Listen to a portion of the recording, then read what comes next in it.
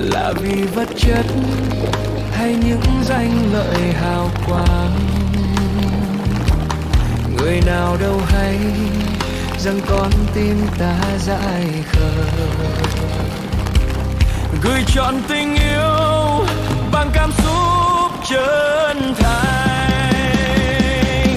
Em muốn kết thúc cuộc tình mình bằng một đám cưới thật linh đình.